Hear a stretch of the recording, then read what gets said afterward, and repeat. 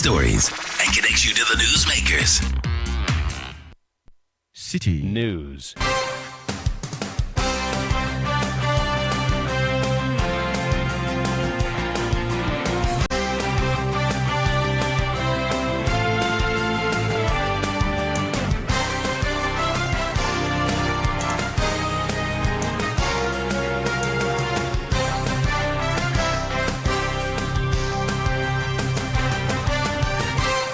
It's midday. A very good afternoon to you and welcome to the Citi Prime News on 97.3 Citi FM.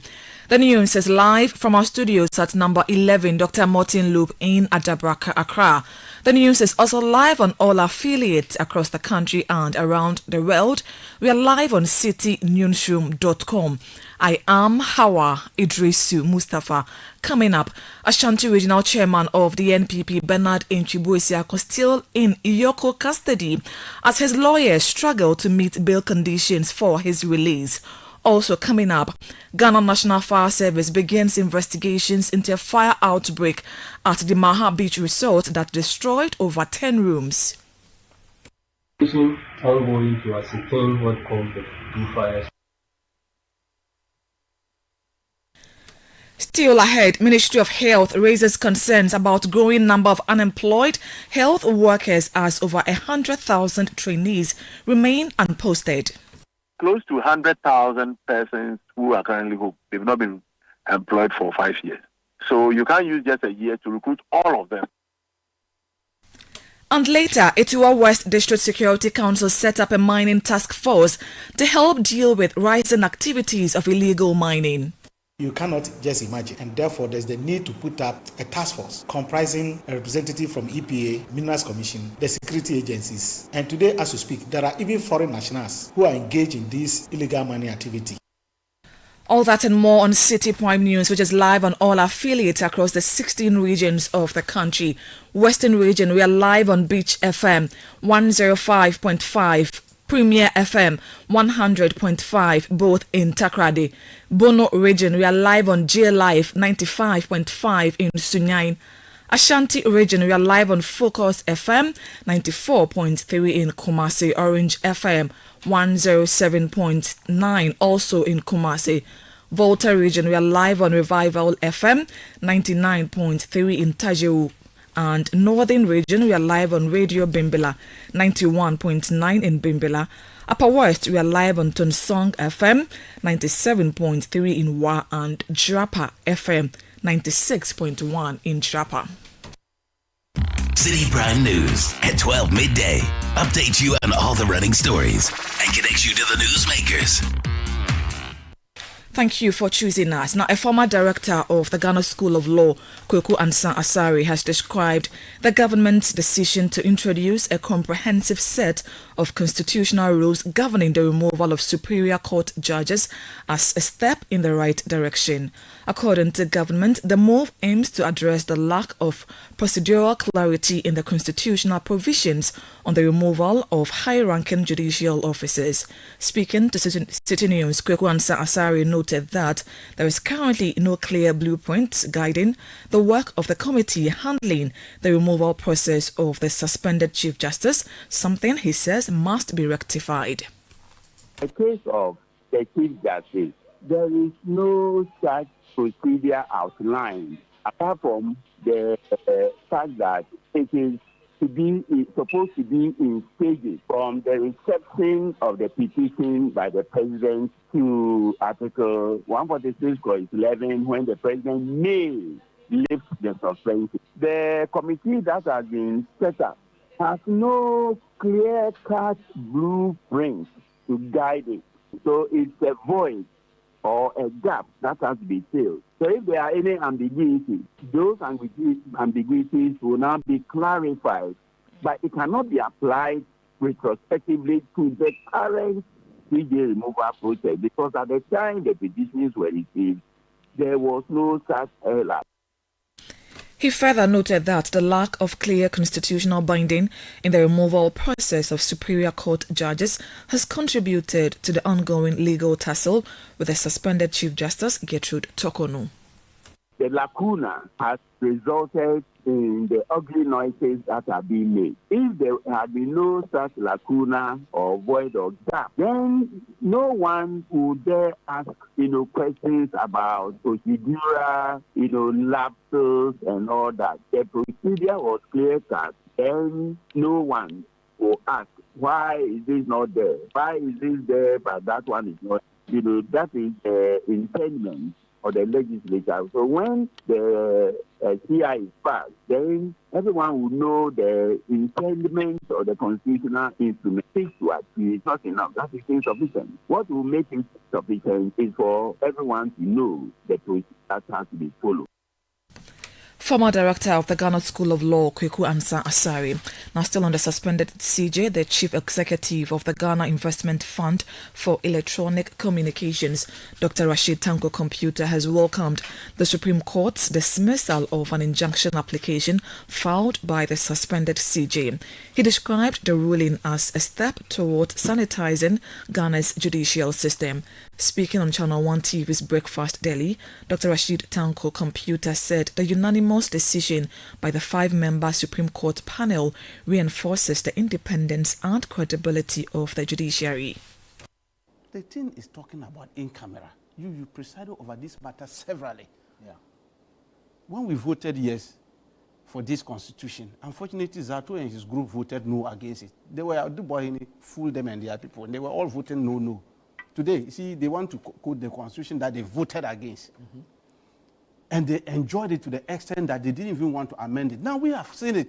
We brought the constitution and we've seen the shortcomings of this constitution. Mm-hmm. And Professor Prempeh committee has been set. Mm-hmm. Is it not a plus to His Excellency John Dramani Mahama? To make sure that, yes, we sanitize all this process. You heard the majority leader spoke about it yesterday. Yes, these lapses that we have seen here, government is going to do something about it. Chief Executive of the Ghana Investment Fund for Electronic Communications, Dr. Rashid Tanko Computer. Let's now go to Parliament, where the minority has expressed disappointment with President John Dramani Mahama for failing to include 3 justices nominated by former President Akufo-Addo in the list of 7 justices nominated to the Supreme Court. The justices in question include Justice Sophia Banasco-Essa and Professor Richard Frimpong-Opon, who were previously scheduled to appear before the appointment committee. During the leaders' media briefing, the deputy minority leader Patricia Appiagyei called for fairness in the nomination of justices to the apex courts. The position of the majority wasn't the same when they were in the minority. They had a different position, and that's the reason why the majority leader doesn't want me to speak on the issue, because he was very vocal on it. Very, very vocal about numbers and about the fact that they are not going to allow. It wasn't reasonable at that time, because what I want to let everybody know, that unfortunately for them, President Akufo-Addo had the rare opportunity. Most of the justices of the Supreme Court were retiring at a particular period. And that is why he was filling in the gaps. And I heard them say on various platforms that they are not against the individuals per se. So in their appointments, I was expecting them to include them in their appointment. Why are they not doing that? It is one of the areas that we need to, we just have to be fair to ourselves and know what to do. We are not obstructing government business. We are only bringing it to the fore that we need to preserve our democracy as well, and then know where our limits are. That was Deputy Minority Leader Patricia Appiagyei. Now the Majority Leader Mahama Yaraga has advised the Minority Caucus in Parliament to formally invite the Electoral Commission to explain the delay in declaring the parliamentary election result for Ablekuma North. This advice comes in response to the minority's ongoing calls for the result to be announced, citing the need for the people of Ablekuma North to have representation in Parliament. Speaking at the same leaders' media briefing, Mahama Ayaraga stated that engaging the EC through parliamentary procedures is more appropriate than resorting to public protests. Why they choose to be rowdy on the floor, I don't know. Because Yeah, because the last time you said they demonstrated in the chamber. Now you have rules that say invite the Electoral Commission to come and answer. Invite the Interior Minister to come and answer. There are rules that are clear on the matter. As we speak, there are over 100 and something questions. If Ablekuma is your priority, ask it as one of the questions. And the EC will come and answer the questions and explain to you. But, like I said, in the politics of the chamber, the grandstand then is part of the politics. People call me and say, why are you allowing the answer? I can't disallow it. It's part of the game. I was in minority for a long time, and we did all sorts of things also. And in a democracy, Parliament is that space where a minority gets to do and say whatever they want to say within the rules. As you will know, the Speaker set up a committee to examine and investigate certain conduct which happened during proceedings, and it has a report with far-reaching consequences. Mahama Ayeraga is Majority Leader in Parliament. Let's bring you one of our headline stories where the Ashanti Regional Chairman of the NPP, Bernard Nchimbu-Isako, popularly known as Chairman Wontumi, is still in Iyoko custody as his lawyers struggle to meet his bail conditions. Let's go live to the Iyoko headquarters here in Accra and speak to my colleague Charles Owusukumi. Charles, good afternoon to you. Thank you for your time. What do we know about the state of the Ashanti Regional Chairman of the NPP? He's been at the Iyoko head office for more than 48 hours. What's the situation now? Well, we know that on Tuesday night, he was taken to the hospital. Yesterday, he was brought back to the Yoko headquarters to continue with the interrogation. We're learning from his lawyers that they took him back to the hospital again because his health condition has not improved much. So, as of now, what we're gathering is that he's still at the hospital.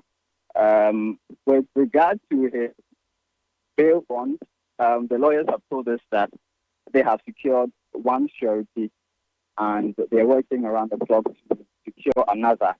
And that's proven a bit difficult because since yesterday afternoon, we've known about this 50 million bill. And we've been working all through yesterday up until now to secure these sureties. They have not been able to fully fulfill the bail conditions. That is the reason why Chairman Wontumi is still in the custody of Yoko. If we come to the Yoko headquarters, it's a bit different from what we saw on Tuesday night, even yesterday afternoon. This morning it's very calm.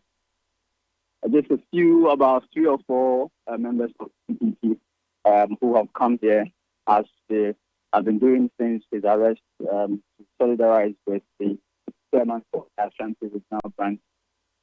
We have police officers manning the Yoko premises. And so what we're waiting for is word from the lawyers on the bail conditions.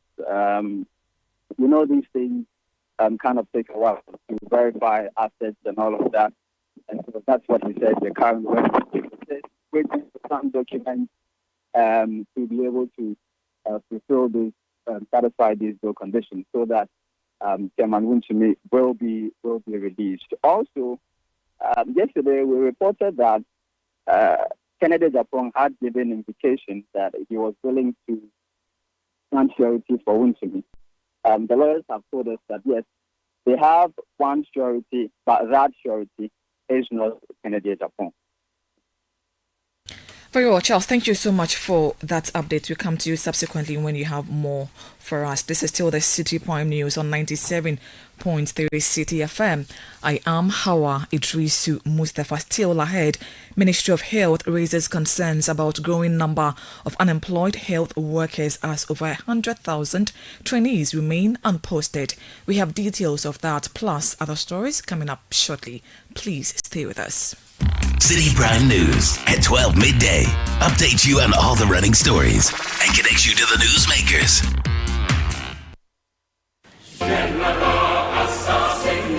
Calling all farmers, agribusinesses, and innovators, this is your chance to shine. Channel 1 TV invites you to exhibit at AgriFair 2025, one of Ghana's largest agriculture exhibitions. From Friday 20th to Sunday the 22nd of June, the A4 Sutherland Children's Park in Accra will come alive with the very best from Ghana's agribusiness sector. Are you a farmer with fresh produce of any kind? Be it crops, livestock or poultry, fisheries or aquaculture, or you're a supplier of agro inputs and processing machinery? This is your platform to connect with the world. AgriFair 2025 is more than an exhibition. Showcase your fresh produce, share your expertise and experience, and grow your business. So, to all farmers with fresh produce, livestock or poultry, fisheries or aquaculture products, come, sell, network, and expand your business. AgriFair 2025, where culture meets innovation. Register now to secure your spot. Call us on 0205 973 973. Come one,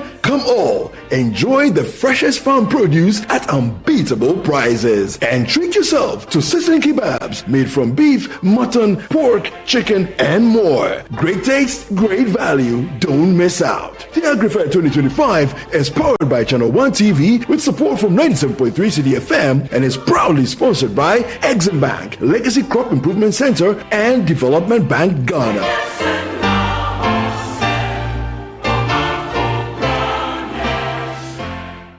Citi Prime News at 12 midday.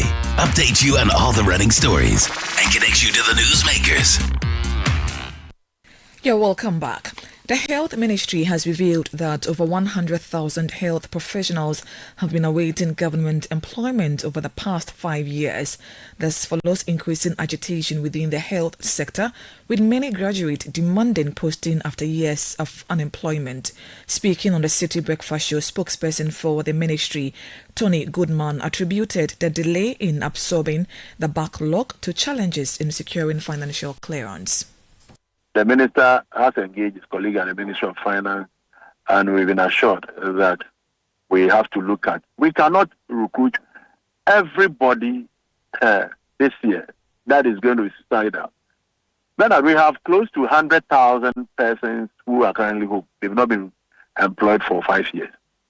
So you can't use just a year to recruit all of them. You have various private training institutions who, because they need to also run their institution, they need to make profit and be able to pay teachers, would admit a lot of numbers, turn them out, and then say, Ministry of Health, you must recruit them. Ministry of Health is training, because we have a requirement. We want to train maybe 100 for this particular region or that. But they do not have that. They are only training, and then at the end of the day, the Ministry of Health, you must recruit them for that. Tony Goodman also defended government's decision to export health workers abroad, despite Ghana's inadequate health care professional to population ratio. If I am recruiting all workers, I'm recruiting every trained health personnel in this country, and I'm not able to provide care to the people. I've recruited. After recruitment, what else? You need to give some logistics for people to. I don't have them. You need to get some of them to go and come back. Those that you can recruit, you do that. You can't leave everybody in the house because I have money for just 10 of them. The rest of the 50 can be home. If you can send them, because if you don't do it, they will go anyway. Some will end up in Saudi and then get themselves involved in various problems. So you want to do the migration properly, monitor their going, whatever additional knowledge they acquire, you are looking at their accommodation, their transport issues and all that. So when they come, you know where to place them. Tony Goodman speaks for the Ministry of Health. Now, still on unemployment in the health sector, the national president of the Allied Health Professionals, Dr. Isahaku Shirazu, has raised concerns over the rising number of unemployed professionals in the allied health sector, describing the situation as a potential national security threat. Speaking to Citi News, Dr. Shirazu called for urgent and decisive measures to address the issue. So we were able to collect close to 23,000 allied health professionals who are still at home unemployed since 2019. And those numbers were sent to him. And I have evidence that he has forwarded the same to the Minister of Finance for financial clearance. We are still waiting for that part to materialize. But he promised that he's doing everything possible to get us the clearance for the over 23,000 allied health professionals who are currently at home to be employed. The challenge is that the numbers are becoming a national security threat because, as I said, every year 5,000 allied health professionals are turned out, and these numbers will multiply it in the next 4 or 5 years. And if nothing is done currently, then it means that by 2029, 2030, there will be close to 100,000 allied health professionals who are home unemployed. And that, I believe, will be a national security threat to the country. Dr. Shirazu is also appealing to the Ministry of Finance to treat the matter as a critical component of effective healthcare delivery and expedite the financial clearance process. The allied health professionals are the technical wing of the health structure of the country. The rest are supporting staff. Because if you want to diagnose a patient, you need an allied health professional to do that, either through imaging or through laboratory study. If you want to treat a patient, you will need an allied health professional to do that, either through therapy using a machine to do that, or through physiotherapy services and other process of treating a patient.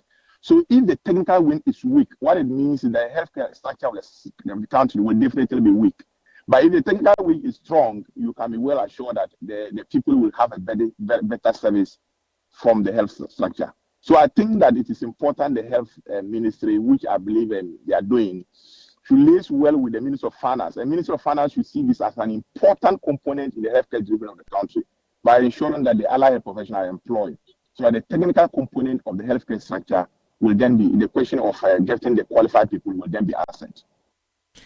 President of the Allied Health Professionals, Dr. Isahaku Shirazu, the leadership of the Union of Professional Nurses and Midwives Ghana, the Professional Association of Psychiatric Nurses Ghana, the National Association of Registered Midwives, and the Ghana Registered Midwives Association have dissociated themselves from the recent industrial action declared by the Ghana Registered Nurses and Midwives Association. The unions state that the decision to embark on a strike was not part of the collective resolution and, as such, undermines the spirit of professional cooperation and unity. In an interview with Citi News, the public relations officer of the Professional Association of Psychiatric Nurses Ghana, Richard Anandonko, says members of the various groups have been urged to remain at post while they pursue constructive engagement with relevant authorities.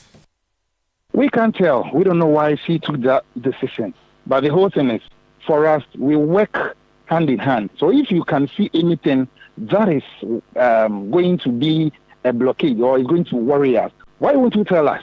But you want to take a unilateral decision. What we are doing, if it's 1 city, 2 cities, 3 cities, it's going to benefit all of us, be it Professional Association of Psychiatric Nurses, be it Union of Professional Midwives and Nurses, be it National Association of Registered Midwives, be it your people, Ghana Registered Nurse and Midwives Association, or be it Ghana Registered Midwives Association. We are all going to benefit. So why is it that you can't be on that same ground with us, even though we have agreed on a meeting that this is our course that we are going to take? But you come, then you take a different course. We can't charter that part with it. That is all that we are saying. So we are still engaging the stakeholders, and we are assuring our members that what is due them, they will surely get it very soon. Richard Anandonko is the Public Relations Officer of the Professional Association of Psychiatric Nurses Ghana. Still on the health front, the Rotational Nurses and Midwives Association has issued a month ultimatum to the Ministry of Health to settle 12 months of unpaid allowances. This follows an earlier 14-day ultimatum given to the government, after which the ministry met with the association and offered assurances of payment. Speaking to Citi News, the president of the association, Ebenezer Boatin, stated that their planned strike, scheduled for June 2, will be put on hold pending a meeting with the association's executives. They invited us for a meeting on Tuesday, just this Tuesday. We went there and then they've given some assurances. Although we are not looking for assurances, they are a new administration, a new leadership and everything. So we had to oblige and give them some time to do as they promised. So yes, we gave them the timeline, but we told them that we are giving them 1 month to fulfill whatever they promised us. If not, then they will hear from us again. We will meet tomorrow, God willing, to decide whether we will suspend the strike action or not. But the probability that we will suspend it is high, since we have to give them time to do as they promised. Ebenezer Boatin is the president of the Rotational Nurses and Midwives Association. The Etiwa West District Security Council in the Eastern Region has announced plans to establish a mining task force to tackle the growing menace of illegal mining in the area. The task force will also be responsible for ensuring that miners undertake proper reclamation of the mined areas. It will comprise personnel from the Ghana Police Service, the Minerals Commission, the Environmental Protection Agency, and the Ghana Immigration Service. Speaking to Citi News, Chairperson of DISEC, Amo Enum Johnson, said the council is collaborating with the Minerals Commission and the APA to obtain certified data on all licensed miners operating in the Etiwa West District. If you look at the minutes or the impact, the negative impact that is causing the people living in the district, you cannot just imagine. And therefore, there's the need to put up a task force comprising a representative from EPA, Minerals Commission, the security agencies. And today, as we speak, there are even foreign nationals who are engaged in this illegal mining activity. People are on our water bodies using chamfine to deplete the water and even the vegetation at the same time. And therefore, we cannot look on unconcerned whilst our people are being tormented with these illegal mining activities. People have dug big holes, big pits, and they have left it uncovered. So reclamation is one point that we are looking at.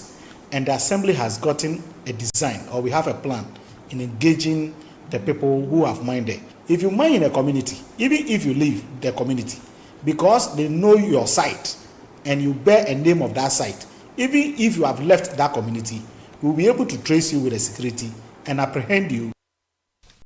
Amo Anum Johnson is the District Chief Executive for Etiwa West in the Eastern Region. Meanwhile, the Environmental Protection Agency has served notice of an impending clampdown on illegal mining activities in the Etiwa Forest Reserve and along the Brim and Densu rivers in the coming months.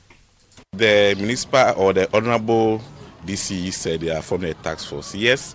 And then we also called on him to include EPA in this task force. We've even secured or asked him to give us an office so that our visibility could be in the district. The call from the CEO, Professor Nanama Brown-Kluche, has always been that we decentralize most of our activities to the district level. Yes, EPA will never give permit for any body or to anybody to mine in water bodies. I find it interesting when these miners say that they have permit. EPA will never do that, and I can assure you that those who are mining water bodies now or even in the Etiwa and Brim rivers, all of them will be clamped down in the next few months. We'll work with the task force that will be formed as soon as possible, put our teams together and get the national involvement or the HQ of EPA to get on board, the mining department to get on board, so that we can all have a coordinated effort in fighting these illegal mining activities on our water bodies. Sydney Kwekudanso is the Eastern Regional Director of the Environmental Protection Agency.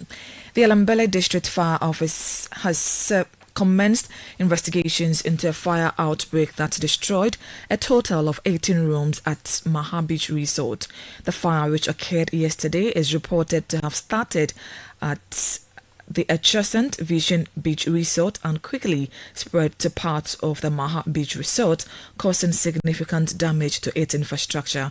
Speaking to Citi News after firefighters had brought the blaze under control, the Alambele District Fire Commander DO2 Mark Hamilton provided details regarding the extent of damage and stated that no lives were lost. On getting to the scene, the team realized that in addition to that, Vision Beach Resort, which shares a wall with Maha Beach Resort, was also involved in a fire outbreak. So the team got to know. We were able to bring the two fires under control and finally extinguish it. 15 rooms at Vision Beach Resort were affected, in addition to their kitchen and their reception. 18 rooms in Maha Beach Resort were affected. Vision is ongoing to ascertain what caused the fire at Vision Beach Resort. The cause of fire for Maha Beach Resort can be attributed to embers that flew from fire that started from Vision Resort, came into contact with the thatch roof, and then spread. DO2 Mark Hamilton is the Elembele District Fire Commander in the Western Region.